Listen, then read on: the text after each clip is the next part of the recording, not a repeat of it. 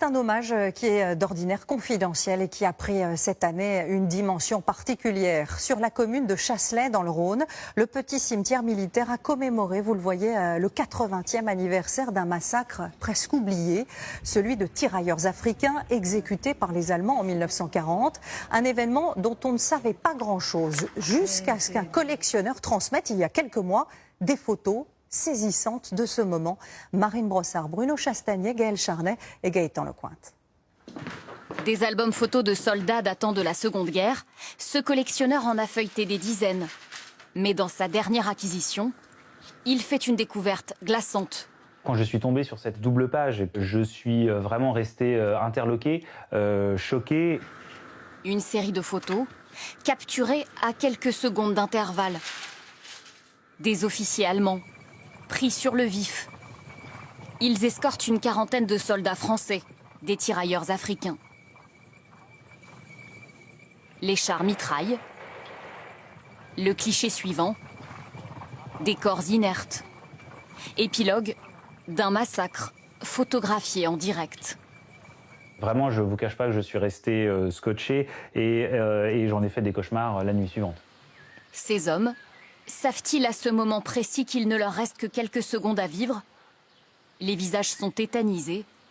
Leurs yeux semblent chercher des réponses dans ceux de l'homme derrière l'objectif. Le photographe était certainement au courant de ce qui allait se passer. Et on voit bien, ils sont tous prépositionnés, ils se parlent, ils s'organisent. C'est ce qui en fait un crime de guerre. Les Allemands savaient et ont programmé cette exécution.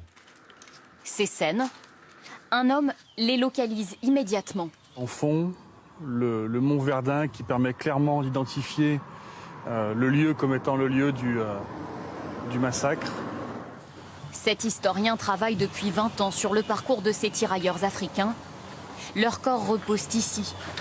188 tombes, l'un des plus importants massacres de soldats noirs commis pendant la guerre.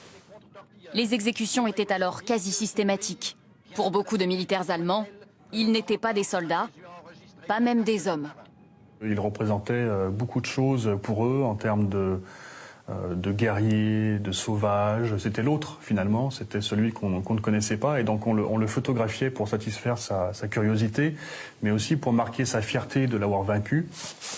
Après la capitulation, ces crimes sont réduits à des péripéties de guerre et ne seront jamais jugés. Ce spécialiste a longtemps cru à la responsabilité des SS.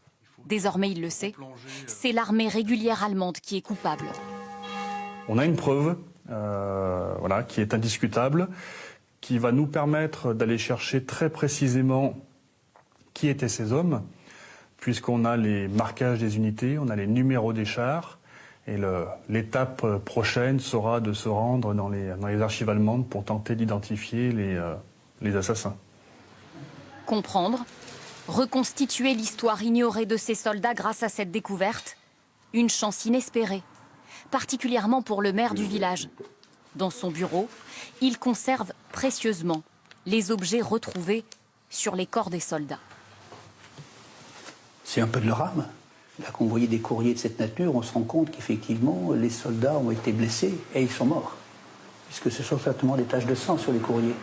La seule chose que nous pouvons leur accorder maintenant, c'est effectivement de respecter le don de leur vie pour défendre notre territoire. Et donc la liberté, l'égalité, la fraternité de notre pays, qu'ils ont fait leur, alors qu'ils venaient d'ailleurs. Et voilà pour cette histoire incroyable qui a quasiment été oubliée pendant 80 ans.